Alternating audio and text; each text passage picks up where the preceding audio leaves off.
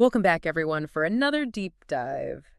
We love to take these deep dives, and today we're really going deep. Yeah, I mean, deep into globalization. absolutely. And we're going to be looking at an excerpt from a text appropriately titled Globalization. Right. To the point. Yeah, so we're going to try to figure out what exactly globalization is, based on what this text says. Exactly. It's a huge topic. Mhm. But this text gives us, a good specific angle to look at it from. So, Yeah. first things first, how does this text actually define globalization?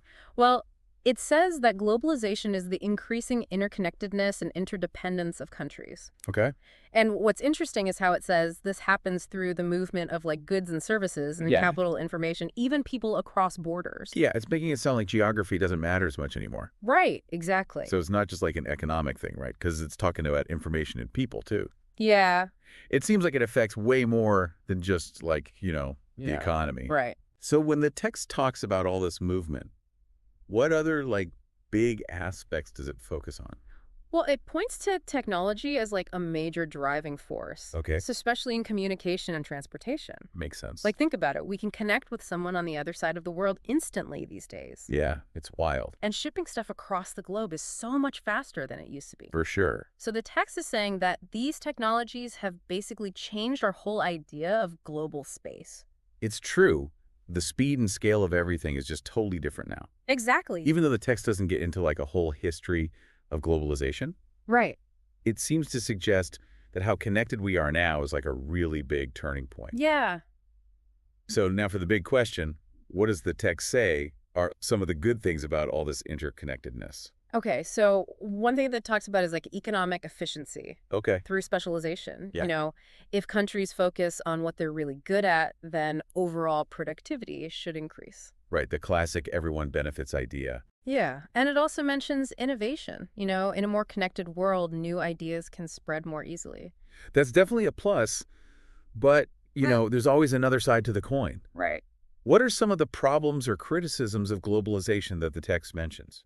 Well, one of the big ones is inequality. Yeah. The idea that some people or places might benefit way more than others from globalization. Uh-huh. And it also talks about increased competition, Yeah. Which can really disrupt local economies. It's like that double-edged sword. Right. And globalization must have a huge impact on those, global scale problems. Absolutely. The text actually suggests that while globalization can help us deal with issues like environmental problems Right. or pandemics through international cooperation, it also makes the impact of these issues much bigger and more complex to handle. So more connections can be good and bad at the same time. Exactly. That's complicated. Yeah. So from all this, what would you say are the two or three most important things we can learn about globalization from this text? Okay, so one key takeaway for me is that globalization is this multifaceted force. It's not just about economics, Yeah. It's driven by technology and the movement of people and information. It's everything. It's everything. It's like a huge web. Yeah. And another crucial point is that there's this constant balancing act between the potential benefits, Yeah. economic growth, and the real challenges of inequality and managing global risks. I mean, the text makes it clear that there are both pros and cons. Yeah, It's not all good or all bad. Yeah. It's way more nuanced than that.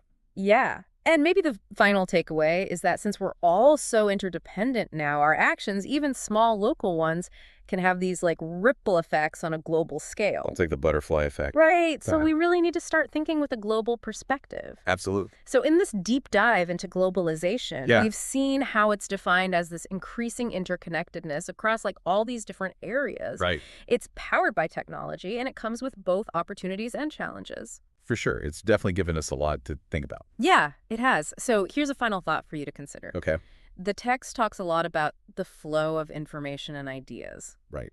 So how do you think this increasing flow is shaping our understanding of different cultures and societies around the world? It's a great question, and I think it's one we all need to keep thinking about. Absolutely. Thanks for joining us for this deep dive. Yeah, this was a good one. We'll see you next time. See ya.